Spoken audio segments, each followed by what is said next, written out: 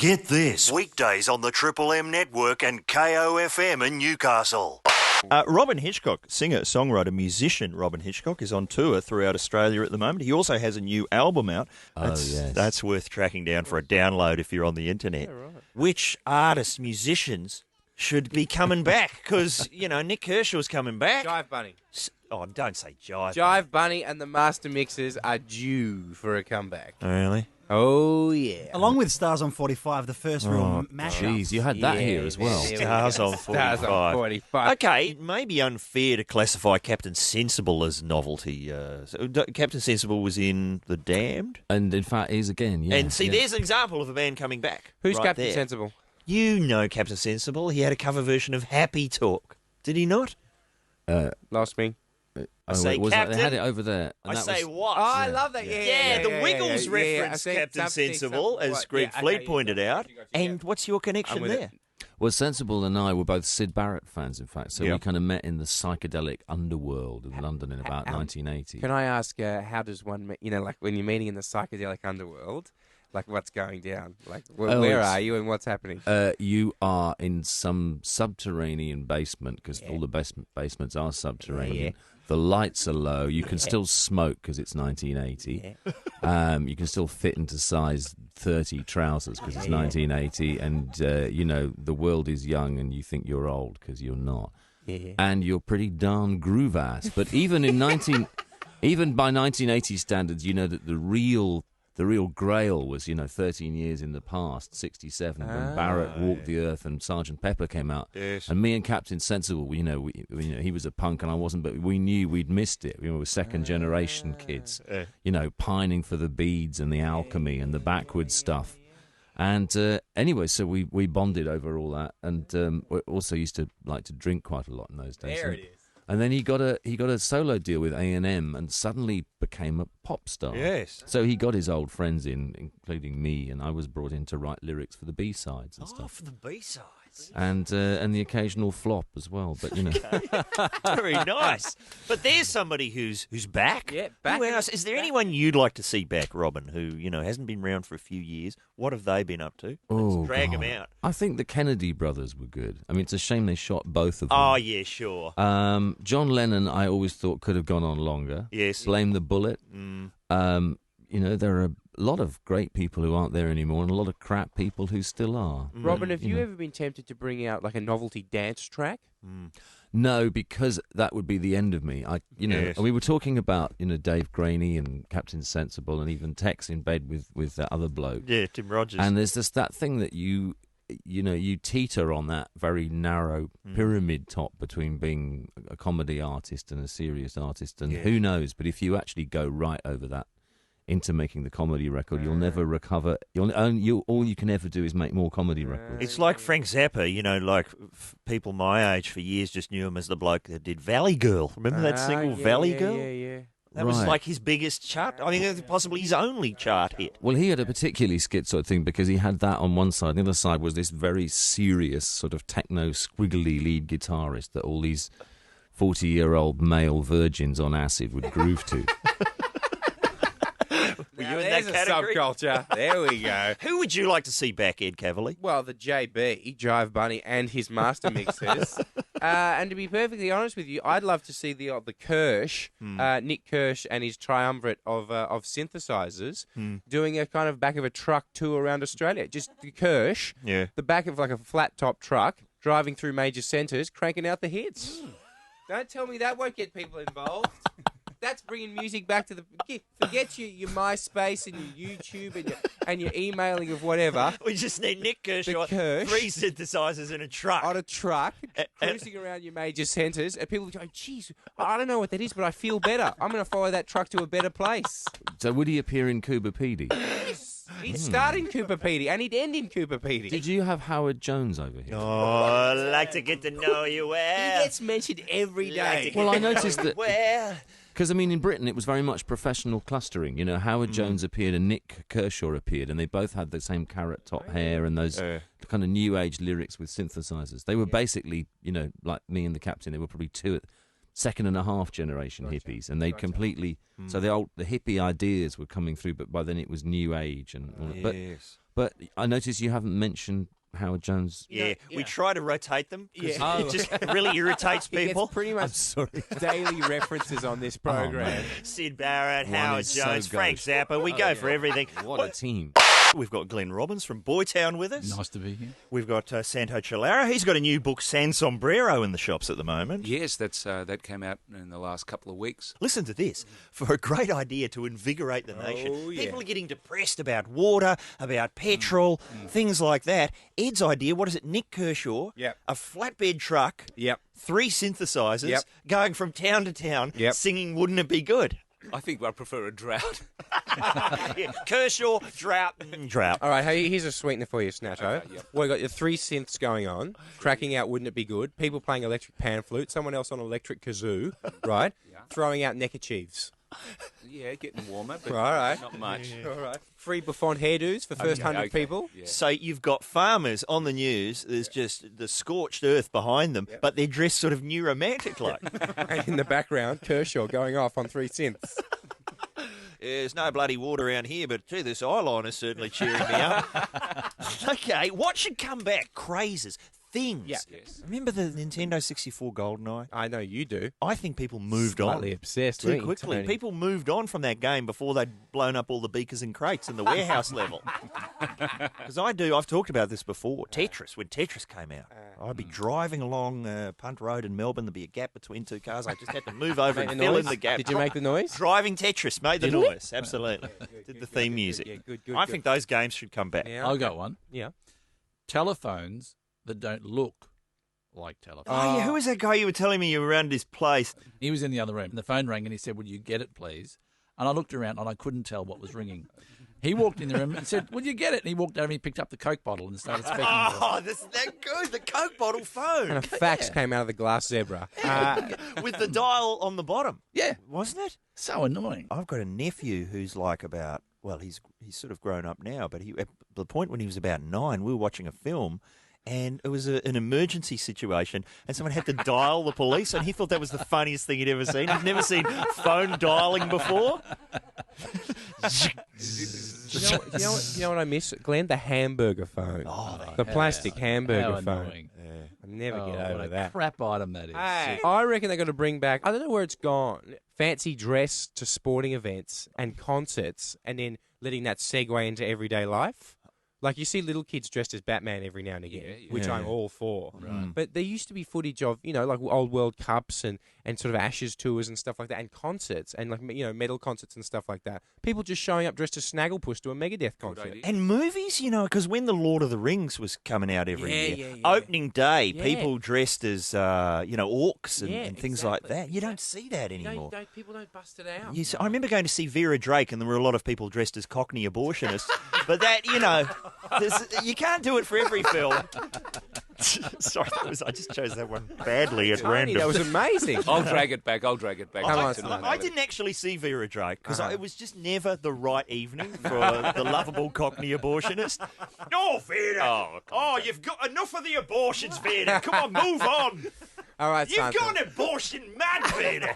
Just leave it. Santo. I reckon we should bring back pinball machines that just work on one plane. Oh, Just, now you there's too many, and they talk to you. Just give me a pinball machine that just knocks things down and goes.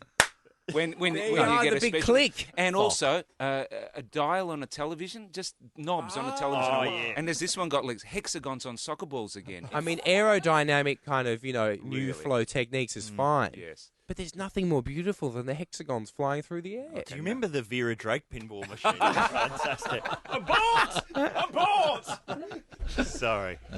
Mr. Marsland, what do you reckon? Decorative gear stick knobs with spiders in them. Brilliant. So many good ideas, so many things that could come back. Yeah, you know it. What about vigilantism? Let's bring that back. It's sort of having a comeback. They burnt a pedophile's house to the ground in some small town, and nobody had a problem with that at all. Did you notice? Pretty happy. Everyone just went, yeah, fair enough.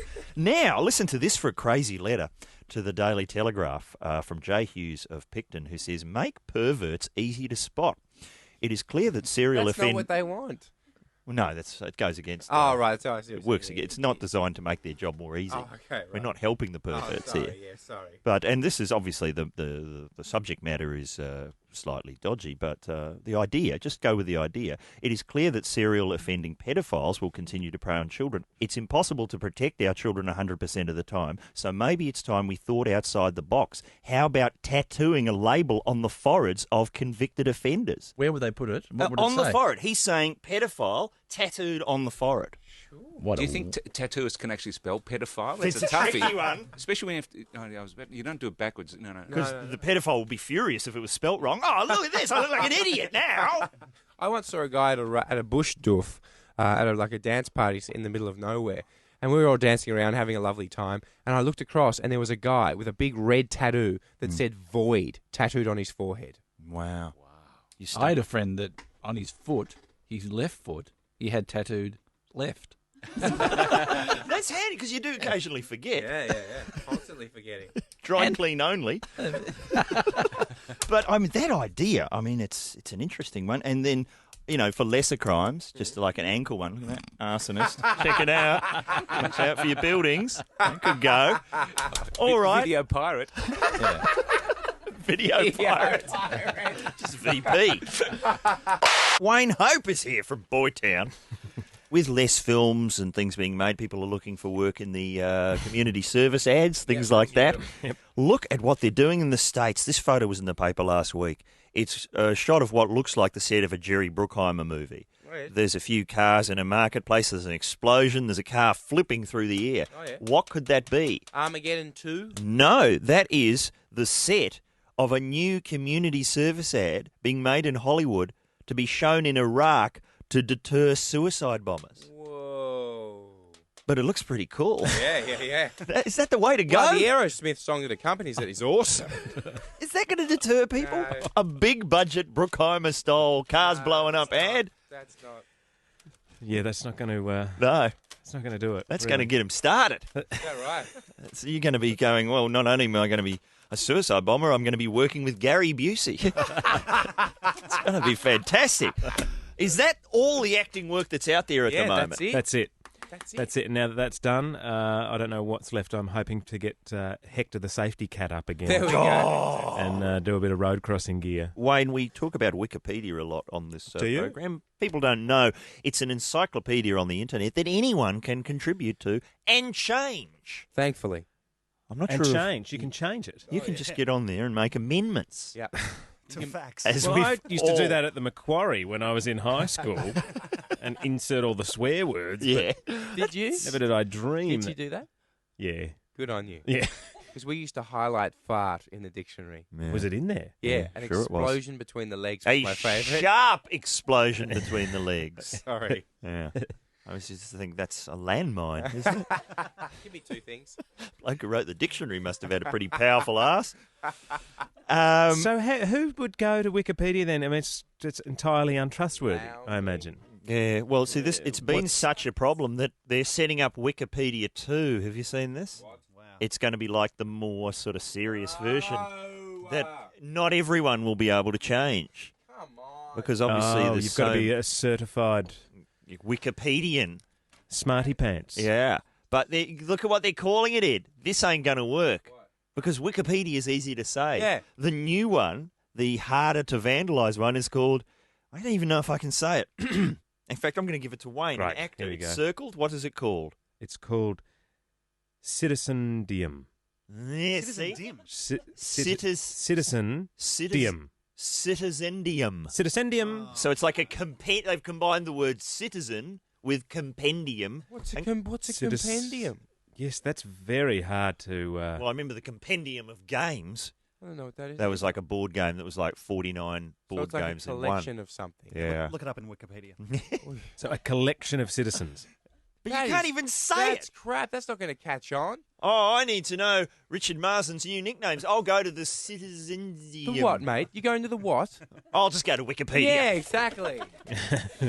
That's not going to work. Why have they got to do that anyway? Wikipedia is working perfectly the way it is. I think it's primarily because of the way you two have stuffed around with Wikipedia. It's somehow our fault, Ed. I just feel like it is. They Well, went- the call is Wikipedia vandals all. Get yourselves on the whatever it's called. Yeah.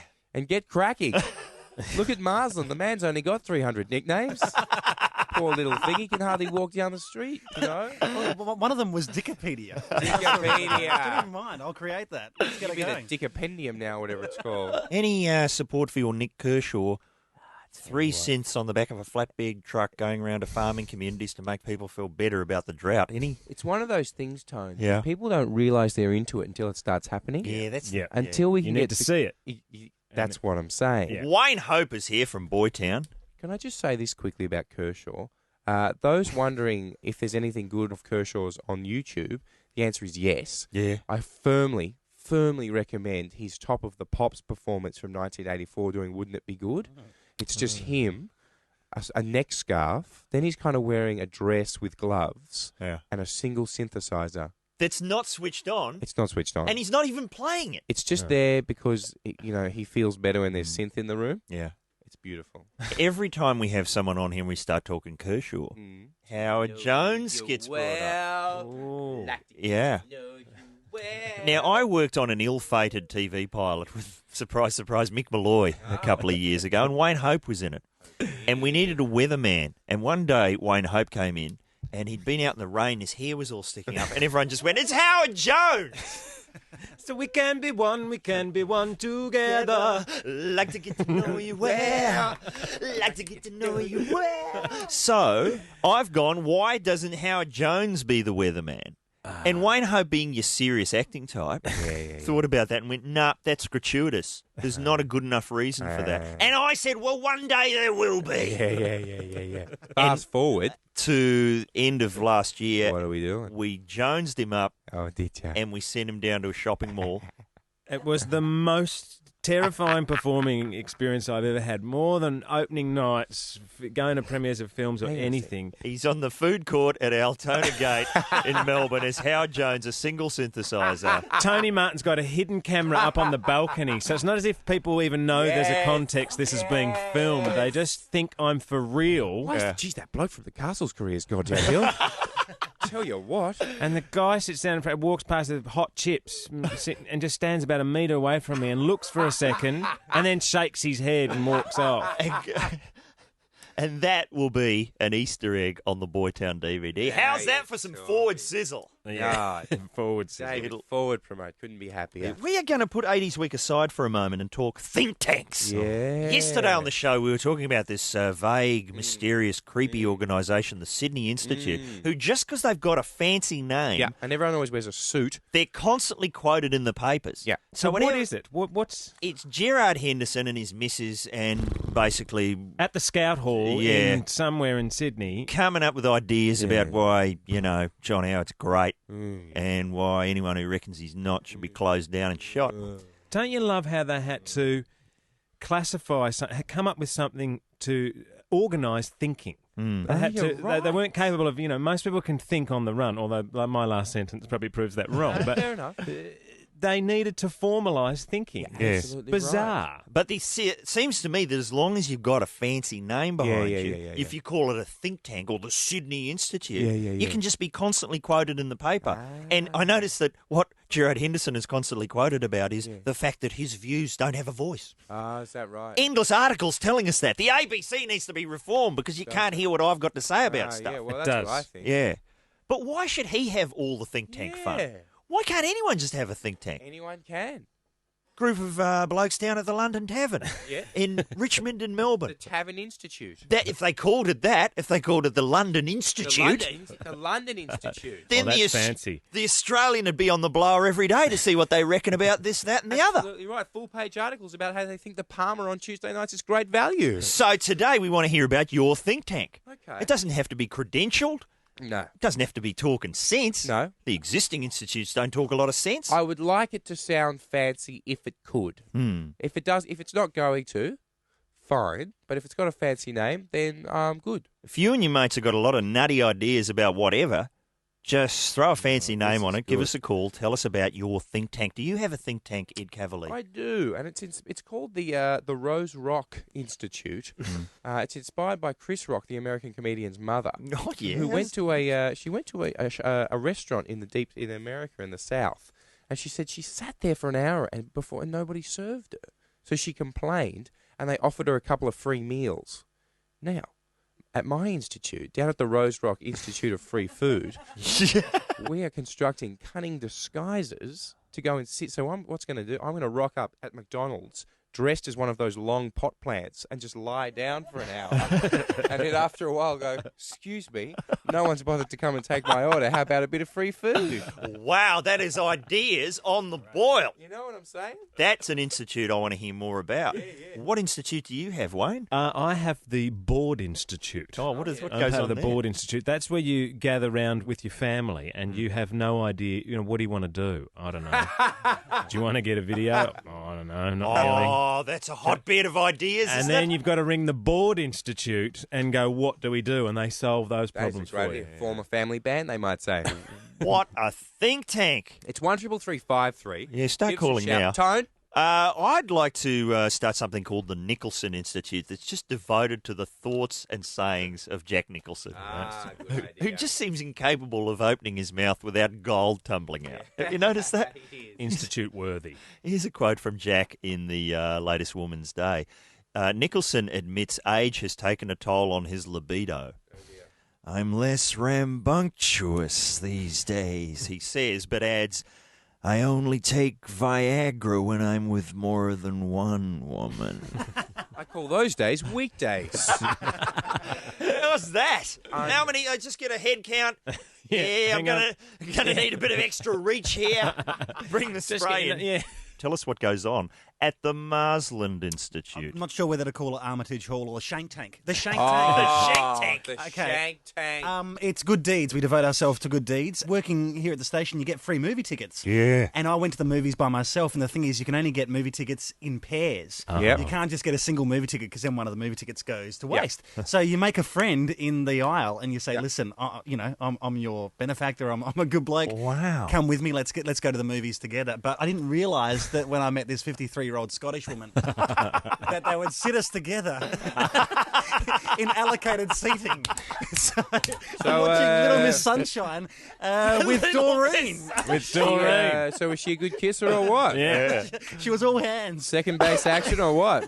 She was all hands. Second base, yo? Yeah. By the time the slides were over, yeah, absolutely. Booyah. So it's the Richard Marsland Institute of being sleazy and picking up grandmas. I'm all That's about an making- institute I want to go to. All right, Jack. You got the spray there. Just try it out. Wayne, do you want to try our fantastic new nasal stiffy spray? Here, get this. Nasal stiffy spray? Have Yes, I do. Give it a go. Go on. Okay, now I'll Oh, just... goodness. It's It's tough on the throat, but we just play the waiting game and then... Oh, there you go.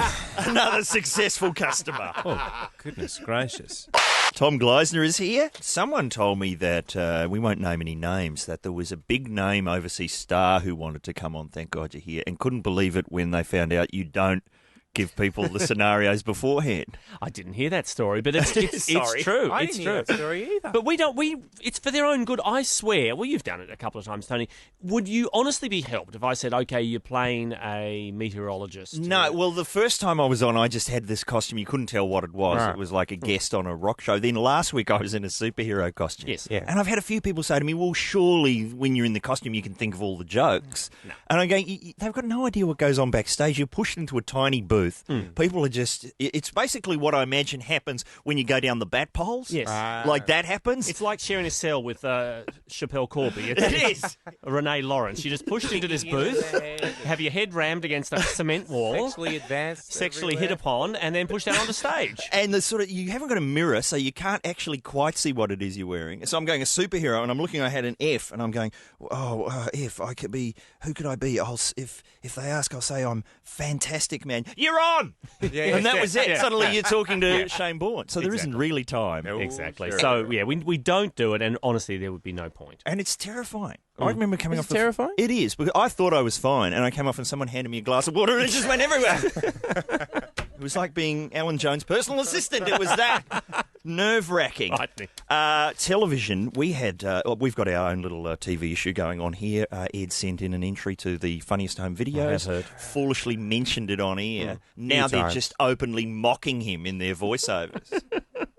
And So, are playing- you going to give up, Ed, or are you going to get it on? Oh, no, Tom. It's going on. Is that right? Yeah, even if I have to run in to the studio myself and with an LCD TV on my He's chest... announcing his plan again, Tony. Oh, whoops. On air. The Riddler. He's like the Riddler. I'm going to do something, Tom. Yeah. Nudge, nudge. It will be on. It will be on. Who was that person? She was great. Heidi. Heidi. Called up yesterday and said that they'd mentioned you on the show. Yeah. She also says if we can't take out Tony Perrin, which was her Sopranos-esque idea, Yeah, I like that. can we at least run a telethon to pay for a boob job? I reckon she's got the weirdest tits on telly, says Heidi. See, that's a good phone topic as well. Weirdest tits on telly? Yeah, that'd be a good one. And man boobs count as well. There's this crazy sketch I've never quite worked out, but it would involve funding some videos, and it'd be Tony. The intro would read Tony Perrin going, "Have you ever done something really, really embarrassing that's been caught on camera?" And they cut to a clip, and it's the clip of her saying that exact introduction. But with a voiceover over it. Exactly. Is that weird? Is that a basis for a sketch comedy show? What am I talking about? Maybe I'll ask Ed Cavalier. But is that, and just in defence of Tony Perrin, are they saying she has the weirdest tits on telly because they're actually real? And that's so rarely seen in these times we live in. I'm flying a big flag for real breastage on this show. Are you? Ed's at the other end of the spectrum.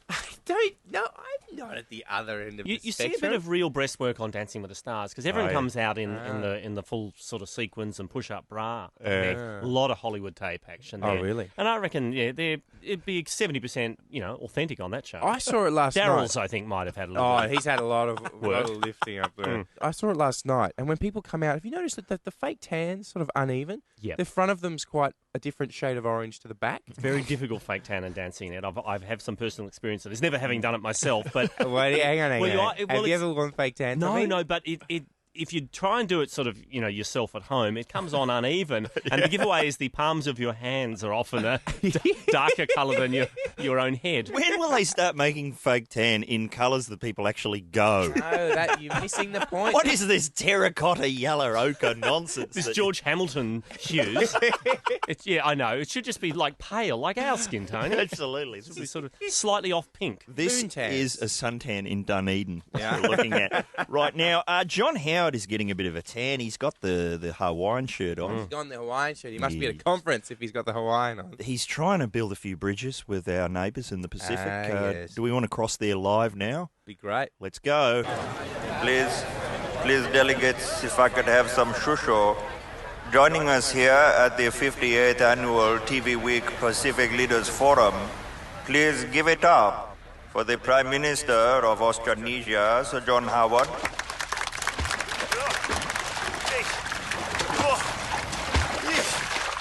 Oh, sheesh. Fijians, Tongans, Samoans, miscellaneous. Please do not be concerned by all this alarmist talk about rising sea levels. Oh.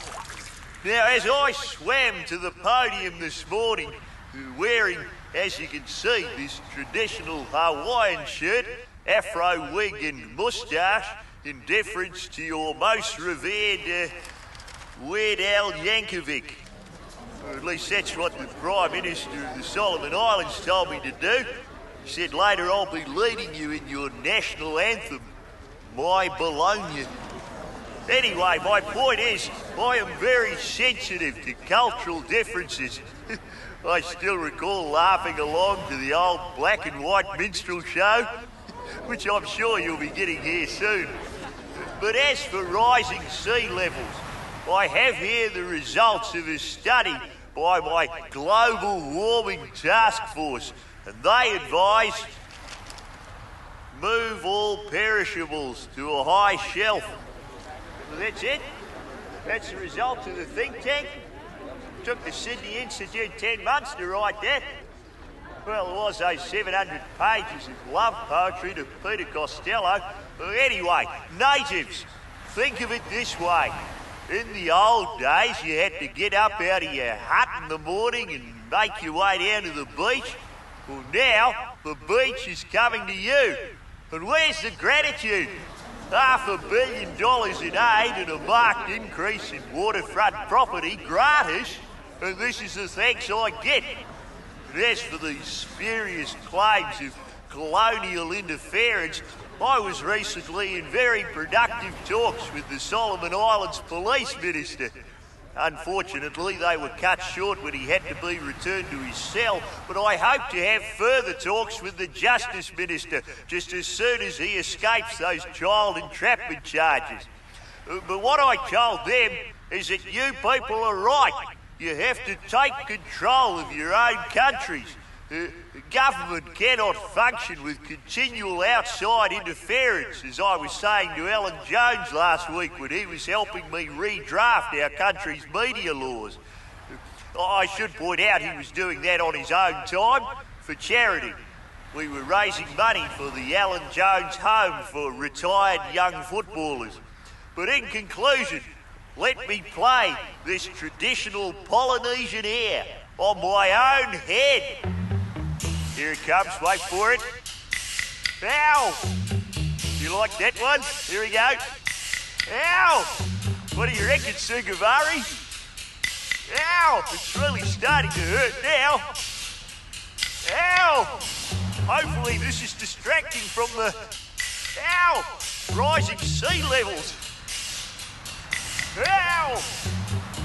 Good to hear a reference to Weird Al Yankovic's My Bologna. Yeah, he doesn't get enough sizzle these days. It's fairly gratuitous. Now, Tone, I need to take issue with someone real quick, if I can. If you could. I need to take issue with Gosi1, who is a Wikipedia, that's the handle of a Wikipedia kind of contributor, who has taken all of Marsland's nicknames off. Oh, it's even one. Gosi. Yeah, Gosi1. Now, that might be you, Marsland. Right? But because it says here that he said that most of them have been made up by wiki vandals, and Marsland never asked for the nicknames to be on the site in the first place. That's interesting. So, Richard Marsland, would you like all of those nicknames to be put back on and for more to be added? I'm absolutely fine with whatever people want to do. I mean, I use my page as a cautionary tale for Wikipedia. Yeah. Anyone can add and subtract whatever they want. So you would like those nicknames to be back on and more to be added? How else am I going to be the Wikipedia vandalism phenomenon? That's a yes, Gosi. Put them back. Go. His face wasn't saying yes. But this is radio, so I Don't guess make that's me get a yes. Renee Lawrence in here, all right? Here she comes Don't now. make me, all right? Some big news on the TV last night. A World War II bomb has exploded during roadworks on a highway in southern Germany, killing one worker and injuring 5. World War II is back! It's back on! I didn't realise. There had to be one unexploded bomb somewhere in Germany, surely. They found it. I knew it wasn't. I knew we weren't finished with that war. Yes. Is that right? And it's back to show us all what a proper war is. A war that makes sense. A war that people like. We can understand. Gee. How many were injured? Casualties. They say. I'd rather not dwell on that. Hey, there's enough distance, Tony. It happened days ago. Move on. Heath Franklin from the Ronnie Johns show. Ronnie Johns himself is here. Right. Hey, when you get together, the writing team, and you're throwing ideas around, what do you call that? What's that meeting called? Yeah, we're talking. We use a lot of sports metaphors. That's where sports metaphors come in really handy. Kicking the ball around. Oh, yeah. You know, that sort of thing. Because here we have the ideas shower. We used to have the idea shower. And then it became the blue sky meeting. The blue sky session, Toad. And then this morning we're down in the kitchen and there's something, and they won't let us into the boardroom. I ask every single time I see people in fashionable suits walking towards the boardroom, I say, may I come in, please? And they say, no, because you're going to make fun of it. And I say, yes. You do your job, I'll do mine. Right? And you're a cloud in the blue sky. That's the problem. But we're in the kitchen this morning and we can hear caveman chanting. Hooting and hollering. There's primal scream gear going on in the boardroom, blokes in suits. And the beating of the chest and all that sort of thing. And then was it Kirsten from promotions comes in and we go, is that an ideas shower? And she goes, I don't know what you're talking about. Yeah. And then we go, is it a blue sky meeting? And she goes, what do you mean? Yeah. Oh, do you mean a Findstorm? A Findstorm?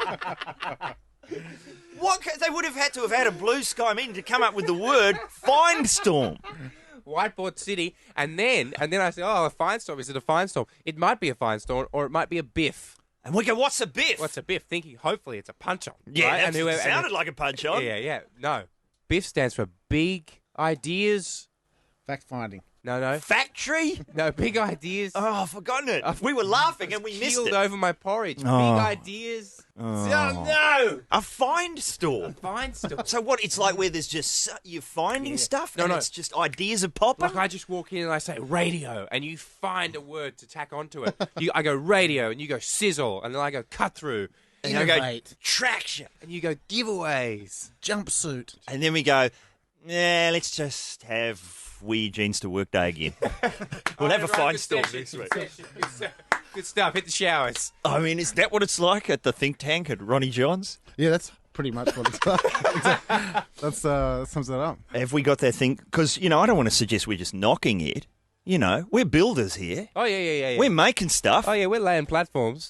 We have people email us in and they make requests. They say, can you do this? Can you do that? Yeah. And, where's that bloke? Roscoe P. Coltrane again has emailed me. Fake name, I'm suggesting. Maybe. It may be one of Richard Marsland's many nicknames. Thankfully, they're back on Marsland. Oh. And you'll be happy to know that you will be known now on as the Marsland Cricket Ground, Shanky McWindswept, Moose Fighter 2000, or Frankie Goes to Marsland. I like them because they're respectful. All right, so Moose Fighter 2000 it is. That'll do. You're on, Moosey. The Mars Volta. Are you a fan of the Mars Volta? Oh, yeah, no, I do actually. I saw them in live. They were fantastic. Stop name dropping. That's fine. There's so many we can't read out. Yeah, I know. Crouching Richard, Hidden Dick. Oh, it's a big ideas forum. It's a big ideas forum. That's a biff. Thank you, Nicky. We've had Roscoe P. Coltrane email us, Ed. Fake name. And he says, I'd like to hear John Howard falling off a cliff. So what Roscoe wants, Roscoe gets. I put it to Matty D on the pots and pans. Here we go. The Labor Party says, It's very good. I'm very happy with that. Oh, in case people haven't heard, Paul McCartney married a one-legged prostitute. Wasn't that a bad call? Hasn't that blown up in his face? Yeah, I don't think he thought that one through, to be honest. Put that in the White Album, McCartney. Yeah, I just don't think he, it's turning ugly. It's hard. Yeah. There'd be that awful temptation to hit her with her own leg. Ooh. But there's that thing where who's recording who? She claims McCartney's bugged the house. Oh, yeah. You can't go anywhere without, being recorded. Yeah, okay. But then she claims she's got recordings of him saying this, saying that. So what, they just recording? So they're both standing there. Having a conversation, like holding the lapel of their trench coat up to each other. Gee, that's love, isn't it? Because obviously the recording started before things went bad. That's what I think. So they felt the need to record each other for some time. I reckon that's a giveaway. I reckon your relationship's downhill when you suspect them of cheating, or B, you've bugged the joint. Yeah. When your partner comes up with a big lapel-sized flower and just sort of leans it towards you when you're talking, and it's kind of like, just speak into my lapel flower, please. If just before you're having an intimate conversation, your partner demands a level, things maybe are on the skids. Or if they just run up to the coffee table and inexplicably say, "Don't hit me again," or if she somehow trained the dog to use a boom. Then... That'd be a great look at Afghan standing up doing the boom. You're in shot. Woof. Sorry, can we get another one for Sam? Would Paul McCartney have George Martin producing his bugged recordings? Probably. When Paul came to me with the bugged recordings, I felt we need Ringo. If only Ringo. I didn't want these released, but then Phil Spector put strings underneath them, and it sounded grand. Yes. Fatboy Slim was doing the one-legged prostitutes recordings. We'll be following that. One-legged prostitute gate. Yep. That's not real. Well, it is kind of, in a way, awkward moments. Series of them. Tacked together. Awkward moments when we've talked about this before, where you do something and mentally, in your brain, you can hear the Curb Your Enthusiasm music. The other night I was out with Mr. Y, and we're out in a place, and he was getting slightly mobbed as usual. Yeah. Anyway, and I was kind of conducting this kind of delicatessen, like ticket thing. You want a photo? Okay, you're next. Can you believe this? Ed hangs out with this bloke. He's the Bachelor of the Year. Oh, is this Y? And that's X. X is the Bachelor. Y is the other one. I can't follow it. But Ed is like the bodyguard. He's like the guy giving out deli numbers. Anyway, so this is going on, and I was like, all right, you want what? Kiss on the cheek. All right, well, that could probably, that's last. That's last. So anyway, so I said, all right, come on. And then this girl goes, all right, I'd like a kiss goodbye, please. And I was like, oh, okay, I'll see what I can do. And then she kind of puts her cheek up, and I thought, oh, okay, I guess she wants me to kiss her goodbye, which is weird. So I went over and I kissed her on the cheek, and she went, oh, no, not you. from him. And I went, sorry about that. And then her friend runs over and grabs her by the arm and goes, no, he's all right. He's one of those extras on Spicks and Specs.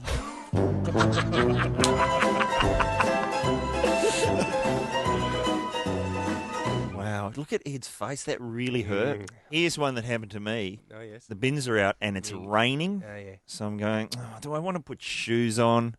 Do I want to, you know how you have to lace up this? Do I want to go outside, but I don't want to go barefoot? Yeah. So I've gone, I'll just put some of my wife's slip-on shoes on.